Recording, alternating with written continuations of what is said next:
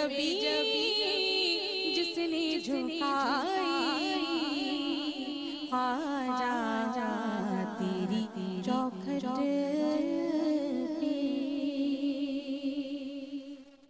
نحمدہ و نصلی علی رسولہ الکریم، اما بعد، فاعوذ باللہ من الشیطان الرجیم، بسم اللہ الرحمن الرحیم.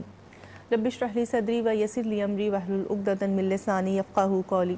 رب زدنی علما، رب زدنی علما، رب زدنی علما. کی محمد سے وفا تو نے تو ہم تیرے ہیں، یہ جہاں چیز ہے کیا لوح و قلم تیرے ہیں. پروگرام خصوصی نشریات خواجہ غریب نواز کے ساتھ آپ کی میزبان سحر شیخ آپ کی خدمت میں حاضر. تمام دیکھنے والوں کو، سننے والوں کو میری جانب سے السلام علیکم ورحمۃ اللہ وبرکاتہ. ناظرین کرام، عرصہ دراز سے پاک و ہند اللہ تبارک و تعالیٰ کے نیک بندوں کی توجہ کا مرکز رہا. مختلف ادوار میں یکے بعد دیگرے بے شمار اولیاء اللہ نے ہند کا رخ کیا اور لوگوں کو نہ صرف دین اسلام کی دعوت دی بلکہ کفر و شرک کی تاریکیوں میں بھٹکنے والے ان گنت غیر مسلموں کو اللہ تعالیٰ کی وحدانیت اور میرے پیارے آقا حضرت محمد مصطفیٰ صلی اللہ علیہ وآلہ وسلم کی رسالت سے آگاہ کر کر دائرہ اسلام میں داخل فرمایا. تاج الاولیاء، سید الاصفیاء، وارث النبی، عطائے رسول، سلطان الہند حضرت سیدنا خواجہ غریب نواز سید معین الدین حسن سنجری چشتی اجمیری رحمۃ اللہ علیہ کا شمار بھی انہی بزرگوں میں ہوتا ہے. آپ 6 صدی میں ہند تشریف لائے اور ایک عظیم الشان روحانی اور سماجی انقلاب کا باعث بنے، حتیٰ کہ ہند کا ظالم و جابر حکمران بھی آپ کی شخصیت سے مرعوب ہو کر تائب ہوا اور عقیدت مندوں میں شامل ہو گیا. آئیے آج ہم خواجہ غریب نواز رحمۃ اللہ علیہ کی زندگی کے حسین پہلوؤں سے فیضیاب ہوتے ہیں اور اس پر روشنی ڈالیں گی میری مہمان جو اس وقت اسٹوڈیو میں میرے ساتھ موجود ہیں. آپ کی جانی پہچانی شخصیات ہیں، مختلف پروگراموں میں ہمارے ساتھ رہتی ہیں. ہر گفتگو میں ان کا انداز نرالا ہوتا ہے اور ہر موضوع پر بتانے کے لیے ان کے پاس گفتگو کا خزانہ ہوتا ہے. آئیے ان کی جانب چلتے ہیں، کرتے ہیں ملاقات. میری پہلی مہمان آپ کی جانی پہچانی شخصیات میں سے محترمہ امتیاز جاوید خاکوی صاحبہ. السلام علیکم. وعلیکم السلام ورحمۃ اللہ. انہی کے ساتھ موجود ہے میری دوسری مہمان، انہیں بھی آپ بہت اچھے سے جانتے اور پہچانتے ہیں. میرے ساتھ موجود ہیں پروفیسر ڈاکٹر ناہید ابرار صاحبہ. السلام علیکم. وعلیکم السلام. اور انہی کے ساتھ میری ایک اور بہت پیاری سی بہن یہاں موجود ہیں جو کسی تعارف کا محتاج نہیں ہے. اللہ تعالیٰ نے انہیں ایک تعارف دے کر خود لوگوں میں معروف کر دیا ہے، یعنی ثنا خان رسول صلی اللہ علیہ وآلہ وسلم ہمارے ساتھ موجود ہیں شمائلہ ناصر خان. السلام علیکم. تینوں مہمانوں کو خوش آمدید کہتے ہوئے پروگرام کا آغاز کرنے جا رہے ہیں کہ اللہ کے نام کے ساتھ یقیناً آپ اور ہم سب اس طرح جڑے ہوئے ہیں کہ ہم سب اسی سے عقیدت سے مانگتے ہیں اور جانتے ہیں کہ وہی ہے جو ہمیں عطا کرنے والا ہے، اس کے سوا کوئی نہیں جو ہماری حاجتوں کو، ہماری دعاؤں کو پورا کر سکے. تو آئیے اپنے درد مند دل لیے، اپنی دعائیں لیے، اپنی حاجتیں لیے اللہ کی بارگاہ میں چلتے ہیں اور اپنے آنسوؤں سے اللہ تبارک و تعالیٰ کو اپنی دعائیں لکھواتے ہیں. اس وقت میرے ساتھ موجود ہیں شمائلہ جو حمد باری تعالیٰ پیش کرنے کی سعادت حاصل کریں گی. تو خالق ہے ہر شے کا،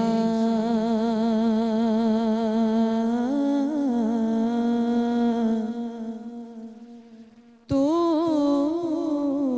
خالق ہے ہر شے کا. یا حیو یا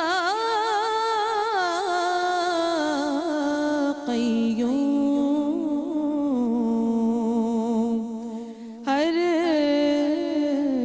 پل تیرا رنگ نیا، ہر پل تیرا رنگ نیا. یا حیو یا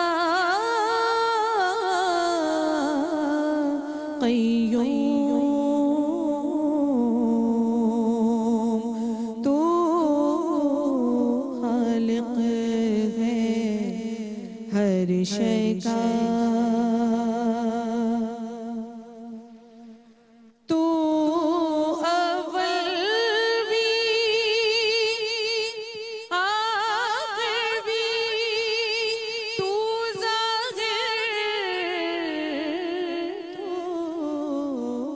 باطن تو اول بھی آخر بھی تو ظاہر تو باطن سب میں رچ کر سب سے جدا یا غیو یا قیوم تو خالق ہے ہر شے کا اور تو ہے نور ارض و سما یا قادر یا ہادی تو ہے نور ارض و سما یا قادر یا ہادی نور اپنے سے راہ دکھا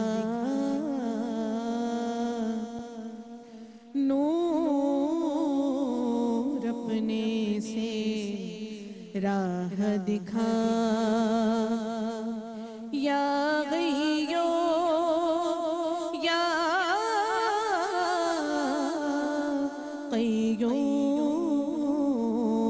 قیوم تو خالق ہے ہر شے کا سبحان اللہ ماشاء اللہ، بہت بہت خوبصورت کلام اور بہت ہی محبت اور رقت اور سوز کے ساتھ پیش کیا گیا۔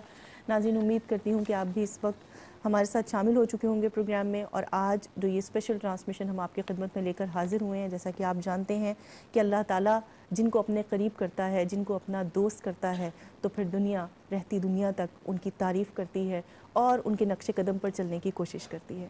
میں آپ کی جانب آنا چاہوں گی، اس لیے کہ ہم بات کر رہے ہیں حضرت خواجہ غریب نواز رحمۃ اللہ علیہ کی، کہ آپ کی پیدائش اور آپ کے شجرہ نسب کے حوالے سے، تاکہ ہمارے ناظرین تک یہ بات پہنچ سکے۔ شکریہ سہرش۔ بسم اللہ الرحمن الرحیم۔ اللہ رب العزت نے قرآن وہ جسے چاہے چن لیتا ہے، تو بے شک سلطان الہند ان منتخب لوگوں میں سے ہیں کہ جنہیں اللہ رب العزت نے چنا، اور ہم سب احسان مند ہیں ان کے کہ ان جن لاکھوں لوگوں کو انہوں نے دائرہ اسلام میں داخل کیا، بے شک وہ ہماری اس سرزمین کے بزرگوں میں سے وہ لوگ تھے۔ سلطان الہند آپ کا لقب، خواجہ غریب نواز آپ کو پکارا جاتا ہے۔ خواجہ معین الدین چشتی اجمیری رحمۃ اللہ علیہ کی جن کا 12 واسطوں سے شجرہ نسب سیدنا مولا علی کرم اللہ وجہہ سے جا ملتا ہے۔ آپ کے والد خواجہ غیاث الدین حسن اور آپ کی والدہ حضرت بی بی نور، دونوں کے بارے میں آتا ہے کہ انتہائی زاہد، عابد، متقی لوگ تھے دونوں ہی، اور دونوں کی آپ سے بڑی محبت، ظاہر ہے کہ ایک ہر بچے سے ماں باپ کو بڑی محبت ہوتی ہے۔ تو خواجہ غیاث الدین حسن کے بارے میں آتا ہے کہ وہ ایک بہت ایماندار اور دولت مند تاجر تھے۔ آپ 14 رجب 536 ہجری کو جنوبی ایران کے علاقے سیستان میں آپ پیدا ہوئے، تو آپ کے والد کو بہت شوق تھا کہ آپ علم و فضل میں آپ کمال حاصل کریں اور آپ کے لیے بہترین اساتذہ کا میں انتظام کروں، لیکن اس وقت کے حالات بہت خراب تھے، کیونکہ تاتاریوں کے فتنے کا دور تھا، باطنی فرقہ جو تھا وہ عروج پر تھا، ہر طرف ایک قتل و غارت گری کا سما تھا، مسلمانوں کا خون بہہ رہا تھا۔ تو آپ نے جب ہوش سنبھالا تو آپ نے جب یہ حالات دیکھے تو آپ بہت زیادہ فکر مند ہوئے، اور آپ اپنے والد سے وہ بچپن میں سوال کرتے ہیں کہ والد محترم یہ کب تک اس طرح خون مسلم کی اس طرح سے بہتا رہے گا؟ تو آپ کے والد نے فرمایا کہ صبر کرو بیٹا، انشاءاللہ حالات بدلیں گے۔ تو وہ آپ کو لے کے وہاں سیستان سے خراسان آئے، اور ایک بنیادی وجہ یہ تھی تاکہ آپ علم حاصل کریں اور آپ تعلیم میں آپ باکمال ہو سکیں۔ تو وہاں جب آپ خراسان تشریف لائے تو ابھی آپ کی عمر 15 برس کی ہوتی ہے، تو آپ کے والد ماجد فوت ہو جاتے ہیں، اور آپ کو باغ اور ایک چکی جو ہے وہ ورثے میں ملتی ہے۔ 1 سال بعد ہی آپ کی والدہ بھی فوت ہو جاتی ہیں، لیکن انہوں نے آپ کے ذہن میں ڈالا کہ آپ کے والد کی خواہش تھی کہ آپ تعلیم حاصل کریں، تو حالات ایسے ہو گئے تھے کہ آپ تعلیم کو جاری نہ رکھ سکے کیونکہ آپ کو معاشی ذمہ داریوں کو سنبھالنا پڑا. تو یہ آپ کے ابتدائی حالات کچھ میں نے آپ کے سامنے آپ نے بات کی آپ کی اعلیٰ تعلیم کے حوالے سے، تو ہم دیکھتے ہیں کہ آج تک ہم سب فیضیاب ہو رہے ہیں اور انشاءاللہ تعالی ہماری آنے والی نسلیں بھی فیضیاب ہوتی رہیں گی. اب آپ کی طرف آؤں گی کیونکہ ابتدائی تعلیم کا حوالہ ہوا اور بات چیت ہو رہی ہے آپ کی تعلیم و تربیت کے حوالے سے، تو میں چاہوں گی آپ اس کے بارے میں کچھ احوال بیان کریں کہ آپ کی تعلیم و تربیت اور خاص طور پہ آپ کے پیر و مرشد کے حوالے سے میں چاہوں گی ضرور. اعوذ باللہ من الشیطان الرجیم، بسم اللہ الرحمن الرحیم. گلستان ولایت کا مہکتا ہوا پھول، سلسلہ چشتیہ کے جلیل القدر بزرگ شاہ اجمیر خواجہ غریب نواز، جس نے اپنے من میں ڈوب کر سراغ زندگی کو پا لیا بلکہ کئی ڈوبتی ہوئی کشتیوں کو ساحل آشنا کر دیا. یہ اس فقیر کا تذکرہ ہے جس نے ہزاروں لوگوں کو نوازا اور خود غریب نواز کہلایا. آپ سنجر میں پیدا ہوئے. جس گھرانے میں آپ نے آنکھ کھولی وہ انتہائی بابرکت گھرانہ رحمتوں کا گہوارہ تھا. 7 برس تک آپ کی ابتدائی پرورش خراساں میں ہوئی. اس کے بعد سنجر کے درسگاہوں میں آپ نے تفسیر، حدیث اور فقہ کی تعلیم حاصل کی. خواجہ غریب نواز جس عظیم ہستی کے مرید ہوئے ان کا نام خواجہ عثمان ہرونی تھا. انہوں نے چند لمحوں میں اپنے مرید کو عرش اعظم، حجابات عظمت، تحت الثری اور 18,000 عالمین کا مشاہدہ کرا دیا. آپ کی کنیت ابو نور تھی. 70 برس تک آپ عبادت اور ریاضت میں مصروف رہے اور کلام ربانی کے حافظ تھے. ہر وقت تلاوت کلام پاک میں مصروف رہتے اور مطلب کہ جو آپ کے لبوں پر آتا وہ فوراً پورا ہو جاتا. جب آپ سما سنتے تو آپ پر اتنی گریہ و زاری رقت طاری ہوتی کہ دیکھنے والے حیران رہ جاتے. تو اس وقت کے حاکم وقت نے حکم دیا کہ جو شخص سما سنے گا اس کو تختہ دار پہ لٹکا دیا جائے گا. تو آپ بادشاہ کے دربار میں حاضر ہوئے. بہت سے علماء اور اکابرین وہاں بیٹھے ہوئے تھے. جیسے ہی ان کی نظر آپ کے چہرے مبارک پر پڑی تو ان کا علم جو تھا وہ سلب ہو گیا. تو سب آپ کے قدموں میں گر گئے کہ ہم سما کی مخالفت کیسے کر سکتے ہیں، آپ ہمیں معاف فرما دیں.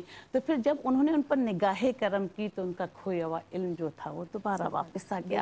جب آپ نماز پڑھنے کے لیے کھڑے ہوتے تو غیب سے آواز آتی کہ اے عثمان، ہم نے تجھے قبول کیا، تجھے پسند کیا، جو مانگنا ہے مانگ. تو آپ دعا کرتے کہ اے میرے رب، میں تجھی سے تجھی کو چاہتا ہوں. تو پھر غیب سے آواز آتی کہ ہم نے تیری دعاؤں کو قبول کیا، کچھ اور مانگنا ہے مانگ. تو آپ دعا کرتے کہ نبی کریم صلی اللہ علیہ وآلہ وسلم کی امت کے گناہ گاروں کو بخش دے. تو غیب سے آواز آتی کہ ہم نے نبی کریم صلی اللہ علیہ وآلہ وسلم کے امت کے 30,000 گناہ گاروں کو تیری دعاؤں کی طفیل جو ہے وہ بخش دیا ہے گا.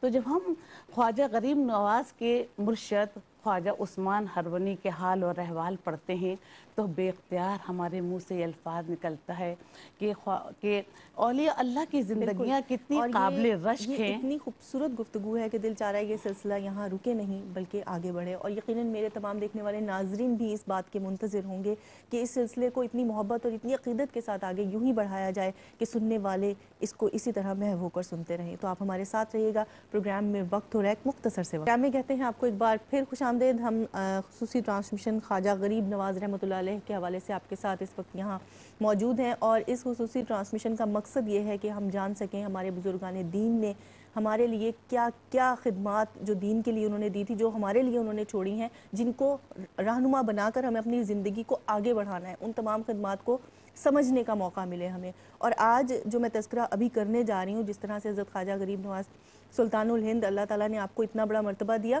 کس طرح سے آپ اپنے پیر و مرشد کے ساتھ محبت سے، کس طرح سے الفت سے، کس طرح عقیدت سے پیش آتے تھے، کس طرح ان کا احترام کرتے تھے. اور میں یہ بات کہتے ہوئے مجھے خود یقین کریں اس وقت میرے اپنے جذبات اس کے ساتھ ہیں کہ جب کوئی اپنے پیر و مرشد کی عزت کرتا ہے، اپنے استاد کی عزت کرتا ہے، احترام کرتا ہے، تو اللہ تعالیٰ اس پر کیا کیا انوار و تجلیات نازل کرتا ہے. میں چاہوں گی خلافت ملنے کا احوال بھی ضرور بیان کیا جائے. شکریہ سہرش. دیکھیں جس طرح سے ناہید آپ نے بتایا، بہت خوبصورتی سے آپ کا مرشد سے ایک تعلق.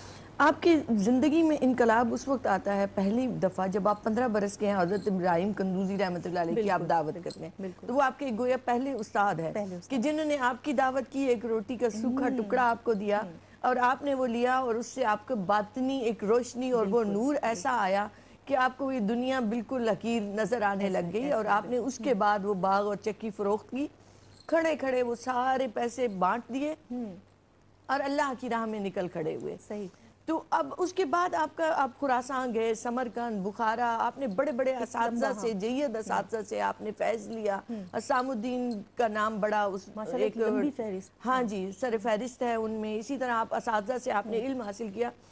اور اس زمانے میں آپ دیکھیں تو تمام جو طالب علم ہوتے تھے انہیں خواہش ہوتی تھی کہ ہم روحانی حوالوں سے بھی ہم آگے بڑھ سکیں، جس کے لیے تلاش کی جاتی تھی کہ ایسا مرشد ملے، ایسا استاد ملے کہ جو روحانی تربیت کر سکے.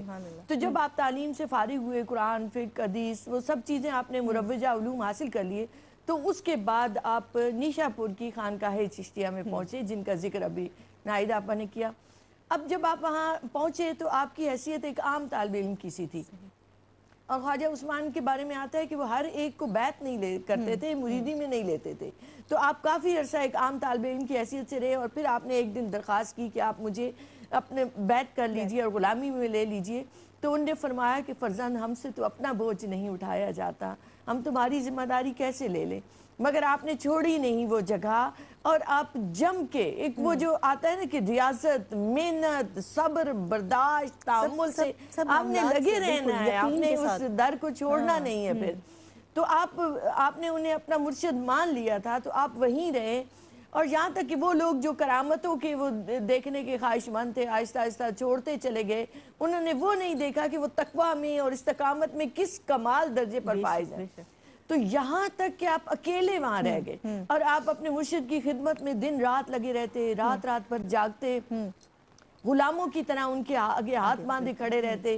یہاں تک کہ ایک بار ایسا ہوا کہ آپ سفر پر نکلے اور آپ سارا راستہ ان کا سامان اٹھائے رکھتے، اور انہوں نے آپ سے کئی بار کہا کہ معین الدین چلے جاؤ، میرے پاس کچھ نہیں ہے. مگر آپ نہیں گئے، اور آخر میں ایک دن پھر آپ رو پڑے اور آپ نے فرمایا کہ نہیں، اب کوئی اور در دیکھتے ہوئے شرم آتی ہے، آپ کا ہو گیا ہوں، آپ مجھے قبول فرمائیں. تو جب انہوں نے اس قدر آپ کی محنت، ریاضت اور استقامت دیکھی، آپ کا صبر و تحمل دیکھا، آپ میں وہ باطنی اوصاف اب جو اتنی رنگ دکھا چکے تھے تو وہ دیکھے، تو پھر اس کے بعد آپ کے مرشد نے سینے سے لگایا اور پھر دعا دی آپ کو، پھر آپ کو خلافت عطا فرمائی، اور آپ کو پڑھنے کو سورہ فاتحہ اور کچھ اوراد عطا کیے، جس سے کیا ہوا کہ ایک دم آپ کی نگاہوں کے سامنے سے حجابات ہٹ گئے، اور پھر آپ نے تحت الثری تک دیکھا، اور ادھر نگاہ اٹھائی تو عرش تک سب چیزیں آپ کے سامنے بے حجاب ہو گئی.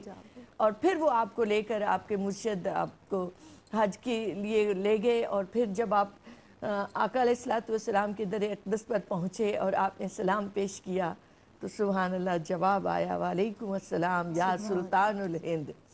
تو وہاں سے آپ کو یہ لقب عطا ہوا حضور اکرم صلی اللہ علیہ وآلہ وسلم کی بارگاہ سے.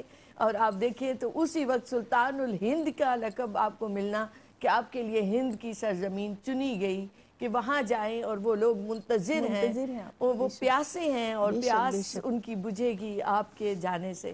تو آپ نے وہیں سے پھر آپ کے مرشد نے ڈیسائیڈ کیا اور آپ کے لیے ہند کی سرزمین کا انتخاب ہوا. بے شک اس میں کوئی شک نہیں ہے. اور جن کو اللہ تعالیٰ اپنا دوست رکھتا ہے ان کے لیے راستے بھی آسان کر دیتا ہے. بے شک آپ کی علم کی طلب جتنی بڑھتی جاتی تھی اتنے ہی بہترین سے بہترین کامل اساتذہ آپ کو ملتے چلے جاتے تھے، اور آپ اپنی راہ پر ڈٹے رہے کہ مجھے علم حاصل کرنا ہے. آپ نے ہر اس فقہ میں جا کر پڑھا، ہر اس چیز کو، اس قرآن کی تفسیر کو پڑھا کہ جس کو پڑھنے کے بعد آج ہم سب جب بھی کسی لائبریری میں جاتے ہیں تو ہمیں بآسانی، جیسے ہی ہم خالد صاحب کی کوئی کتاب اٹھاتے ہیں تو ہم کہتے ہیں کہ یہ مدلل بک ہے، اس میں ہر چیز موجود ہے. اور آپ کی طرز حیات نے اس چیز کو ثابت بھی کیا. میں آپ کی طرف آنا چاہوں گی اس لیے کہ آپ کا طرز حیات اور آپ کی نمایاں اوصاف، جو آپ کا مزاج تھا، جس طرح آپ لوگوں سے ملتے تھے، جس طرح آپ تعلیم فرماتے تھے، میں چاہوں گی ضرور بیان کریں. سہرش، اولیاء اللہ کی خانقاہیں اور ڈیرے جو ہیں وہ نور کے جزیرے ہوتے ہیں. پیدائشی ولی کے رنگ ڈھنگ، طرز و اسلوب، طرز حیات ابتدائی سے منفرد اور یگانہ ہوتا ہے گا. جب خواجہ غریب نواز اپنی ماں کے بطن میں تھے تو جب وہ نصف شب کے بعد اللہ اللہ کی آوازیں آتیں تو ان کی ماں ادھر ادھر دیکھتی، کسی کو نہ پاتی تو غیب سے آواز آتی کہ پریشان نہ ہو، یہ معین الدین کی آواز ہے جو تمہارے شکم میں ہے. دیکھیے کہ آپ نے پیدائش سے لے کر مطلب کہ آخری سانس تک मतलब कि आप जिस रास्ते पर गामजन थे उसमें बचपन की शौकियाँ, जवानी की तरंग, बुढ़ापे की हविस और लालच का हल्का सा नाम और निशान आपकी सीरत और किरदार में कहीं नज़र नहीं आता। इश्क़ इलाही और इश्क़ रसूल का इतना गलबा था आप पर कि आप हर वक्त इबादत और रियाजत में मसरूफ़ रहते और इशा के वज़ू से फजर की नमाज़ अदा करते और अपनी माँ के कब्र पर जाकर दुआ करते कि मेरे रब तू ही हिदायत देने वाला है, तू ही सिराते मुस्तकीम पर चलाने वाला है, मैं तेरे रास्ते पे निकला हूँ, तू मेरी मदद फरमा और मुझ गुनाहगार मुहिद्दीन की दुआ को अपनी माँ के सदक़े में, मतलब कि मेरी माँ के सदक़े में कबूल फरमा। फिर उसके बाद क्योंकि ना आपका तर्ज अस्लूब, तर्ज हयात इतना मतलब कि सादा था कि वालिद ने जो जायदाद आपके हिस्से में सब गरीबों यतीमों में तकसीम कर दी और मतलब कि खाने का यह आलम था कि खिलाने के लिए लोगों को ढूंढा जाता था, जो होता आप तकसीम कर देते। फिर उसके देखिए कि आपके पास एक चादर थी, फट जाती तो सी लेते, मैली हो जाती तो उसे धो लेते और फिर उसके बाद जो था कि आप जो थे तीन मतलब के ना रोटी के टुकड़े जो थे पानी में भिगो कर रख लेते और 7वें दिन आप अफ्तार करते थे। गरीब परवरी का यह आलम था और के ना 3-4 साल के जब आप थे तो मोहल्ले के बच्चों को घर में लेकर आ जाते और उन्हें खाना खिलाते और खुश होते थे। और शफ़क़त और रहमत जो है आपकी दाखिले फितरत थी कि एक शख्स जो था खंजर छुपाए आपकी खिदमत में बुरे इरादे से दाखिल हुआ, आपने उसका इरादा भाप लिया और आप इबादत में मसरूफ़ थे। आपने कहा कि बैठ जाओ और अपना जो इरादा है वो पूरा कर लो। तो वो शख्स जो था उस पर लर्ज़ा तारी हो गया और उसने मतलब कि आपके कदमों में बैठ गया, आपसे माफ़ी मांगी और कहा कि खंजर निकाल कर उनके सामने रख दिया, कहा कि आप जो मेरा हशर करना चाहें करें। तो आपने उन्होंने कहा कि तुमने तो कोई गलती नहीं की और आपने उसको इतनी दुआएं दी कि वो आपकी खिदमत में रहा, कई उसने हज किए। और देखिए हर एक की दिलजोई करते थे। एक मरतबा एक गूंगा बहरा बच्चा लड़का जो था वो आपके पास रोटी का टुकड़ा लेकर आया और आपसे ज़िद करने लगे कि आप उसे खा लें। आपने उन्हें समझाने की कोशिश की लेकिन वो समझ नहीं पा रहा था, तो आपने रोटी का टुकड़ा मुंह में रख लिया। तो उससे कोई शख्स आया कि नहीं हज़रत आपका तो रोज़ा था, तो आपने फरमाया कि दिल तोड़ने का जो है वो कुफ़ारा कोई नहीं है, रोज़ा तोड़ने का कुफ़ारा मौजूद है। तो आपकी हयात मुक़द्दसा का एक एक लम्हा मकसद ज़ीस्त की उसूल के लिए हमारे लिए रोशन शमा की हैसियत रखता है। इसमें कोई शक नहीं है और आप ताजुल औलिया हैं। यकीनन अल्लाह ताला ने आपको इतने बड़े बुलंद मुकाम पर फ़ाइज़ किया, सैयदुल अस्फ़िया। और फिर हम बात कर रहे हैं सुल्तानुल हिंद की, तो क्यों ना एक साथ मिलकर उनकी बारगाह में चले। मेरे साथ शुमाइला नासिर मौजूद हैं, मैं चाहूँगी कि वो कलाम पेश करने की सादत हासिल करें। करम करो ए मेरे शहंशाह गरीब नवाज, करम करो ए मेरे शहंशाह गरीब नवाज। खड़ा है दर पे ये हाले तबा गरीब नवाज, खड़ा है दर पे ये हाले तबा गरीब नवाज। करम करो करम की भीख जो मिल जाए बात बन जाए। करम की भीख जो मिल जाए बात बन जाए। ए मेरे क़िबला-ए आलम पना गरीब नवाज, ए मेरे क़िबला-ए आलम पना गरीब नवाज। करम करो और कमी है कौन सी ख्वाजा तुम्हारी चौखट पर। कमी है कौन सी ख्वाजा तुम्हारी चौखट पर। है तेरे दर के गदा बादशाह गरीब नवाज, है तेरे दर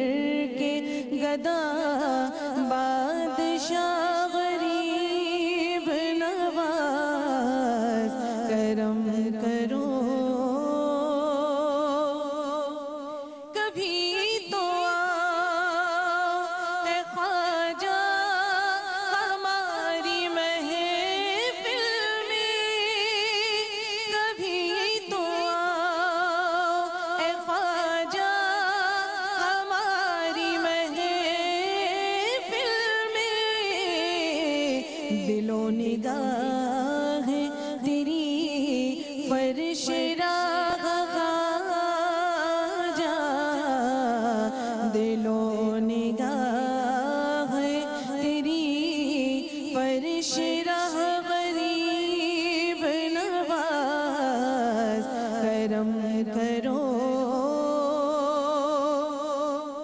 और ना रखना दूर नियाज़ी को अपने कदमों से,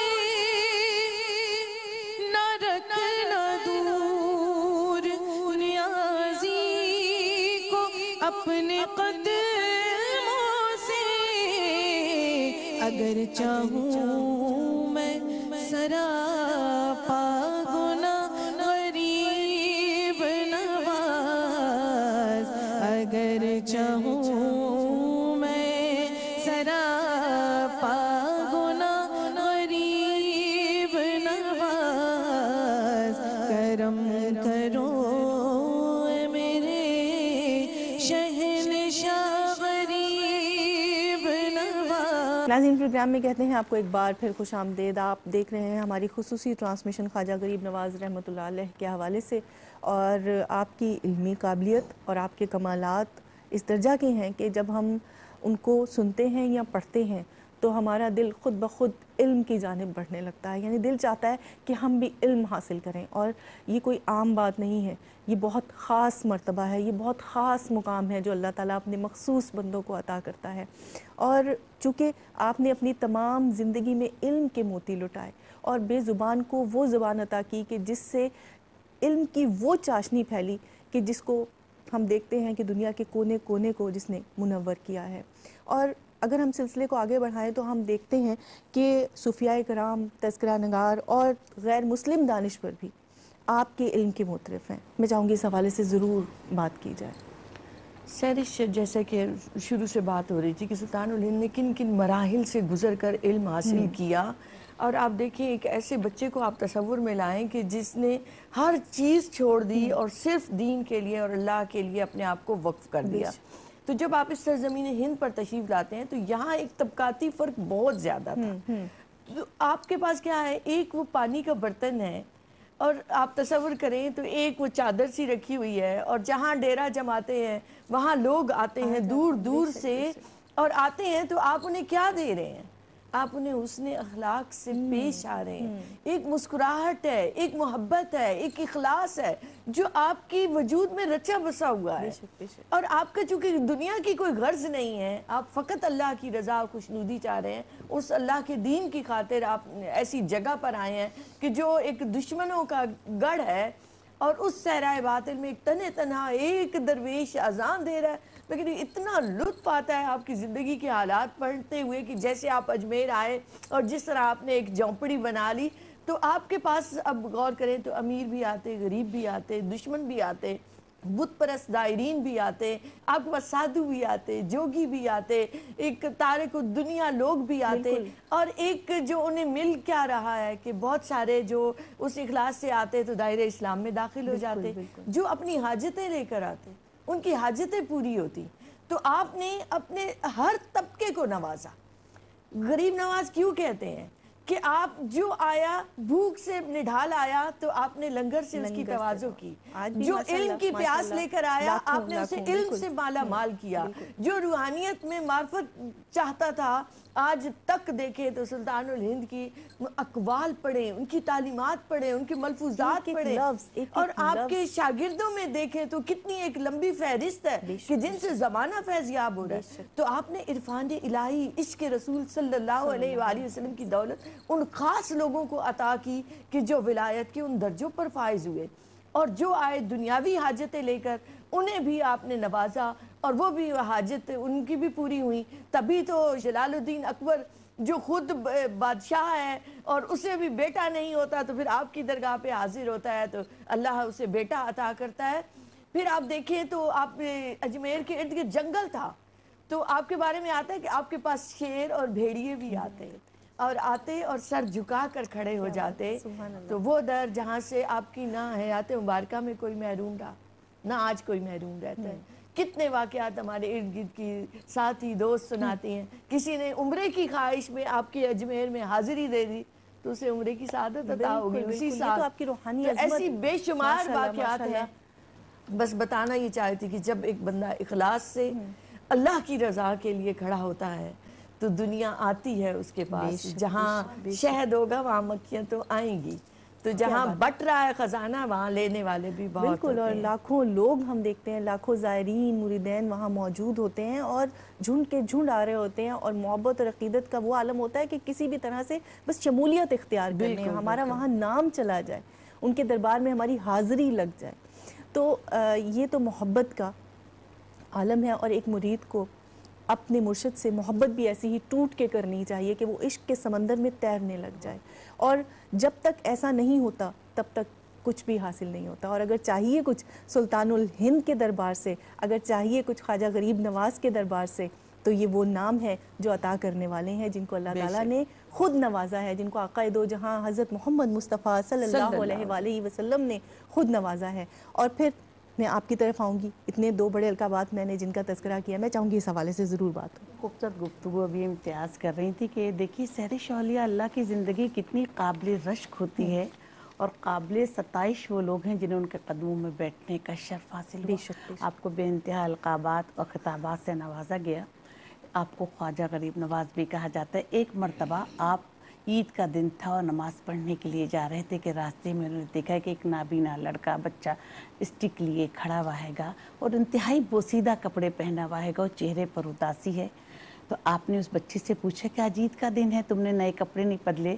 تو بچہ کہنے لگا کپڑے وہ بدلتے ہیں جس کے ماں باپ زندہ ہوں. تو انہوں نے پوچھا کہ تمہارے چہرے پر اتنی اداسی کیوں ہے؟ کہ اس کے چہرے پر اداسی اس لیے رہتی ہے کہ میرا کوئی رشتہ دار بھی زندہ نہیں ہے، نہ ان کے ماں یتیم و مسکین تھا. اس بچے کو آپ گھر لے گئے، اس وقت آپ کی والدہ محترمہ کی خدمت میں حاضر کیا.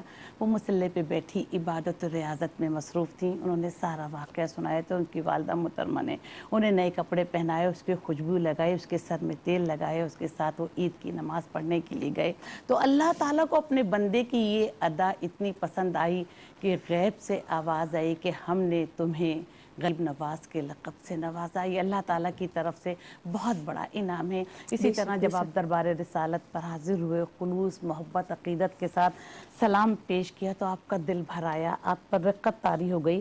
تو آپ کو بشارت ہوئی کہ ہندوستان کی ولایت دی جاتی ہے. تو آپ کو ہر خاص و عام سلطان الہند اور خواجہ غریب النواز کے نام سے جانا پہچانا اور پکارا جاتا ہے. بے شک بے شک، اس میں کوئی شک نہیں ہے. اور یہ نام ایسا نام ہے. جی اللہ کہنا چاہوں گی کہ دیکھیں جب ادھر سے منظوری ہو جاتی ہے بالکل اللہ اور اللہ کے حبیب کی بارگاہ سے، تو خلق خدا اس نام سے پکارنے لگ جاتی ہے. یہ صرف آپ ہی کے بارے میں نہیں، اور بھی دیگر اولیاء عظام کے بارے میں بھی آتا ہے کہ خواب میں انہیں وہ لفظ اور وہ لقب عطا ہوتا ہے اور باہر نکلتے ہیں تو لوگ انہیں اسی نام سے پکار رہے ہوتے ہیں.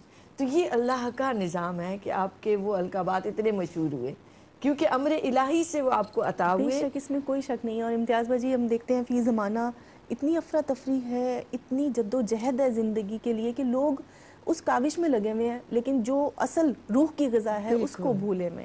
تو آپ دونوں مہمان، تینوں مہمانوں کا شکریہ ادا کروں گی. تیسرا اس لیے نہیں کہہ رہی کہ ابھی یہ کچھ دیر ہمارے ساتھ موجود رہیں گی، آپ انشاءاللہ تعالیٰ پروگرام کے آخر میں ان سے کلام بھی سنیں گے، لیکن آپ مہمانوں کا شکریہ ادا کرتے ہوئے اپنے ناظرین کی طرف چلوں گی.